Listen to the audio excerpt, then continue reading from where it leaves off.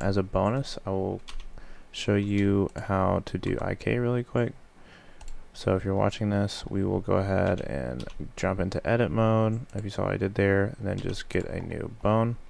And now that we have this bone, we'll switch over to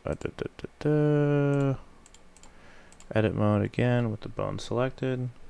We'll do Alt P. We are going to disconnect this bone. So now we can move it out.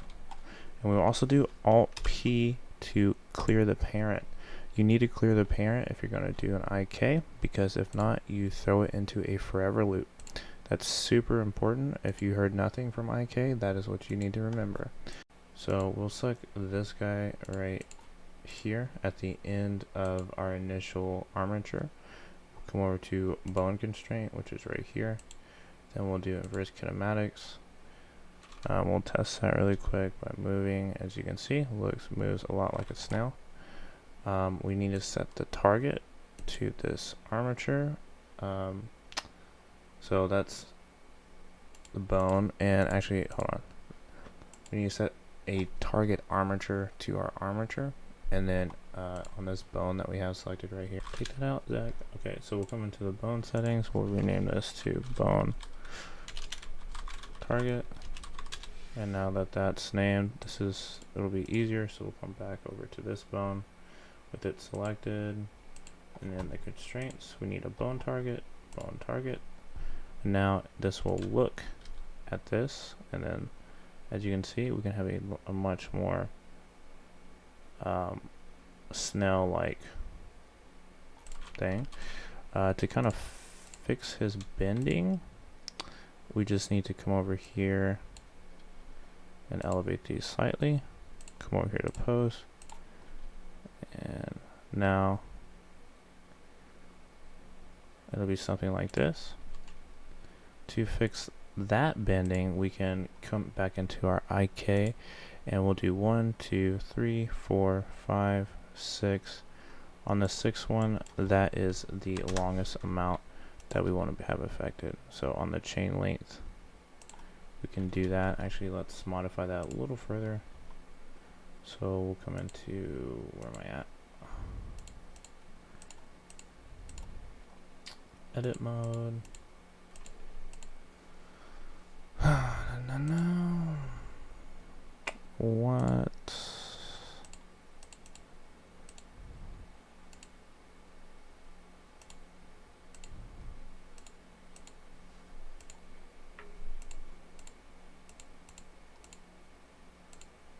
Okay, that was weird.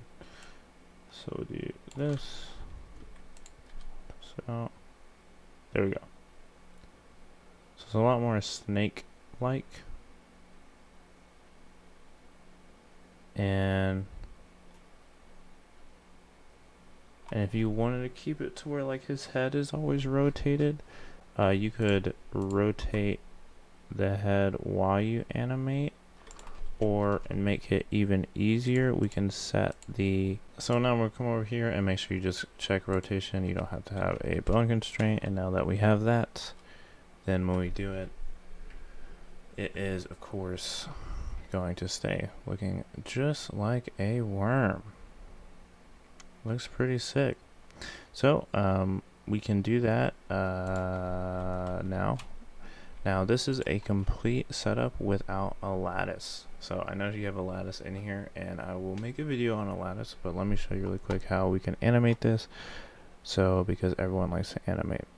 So we'll come over here, we'll select all, we'll hit I, and we'll do location, rotation, scale, and custom properties. We'll come over into the dope sheet, and then there you go. Now we have all of the things ready to animate. So we'll come right here to 20. We'll grab it, we'll move it back like this. We'll hold it for a little bit. And then we'll copy all this, Control D, or Shift D, I'm sorry. And we'll just drag this out a little bit on the keyframes. We'll change the end to 75. We'll play.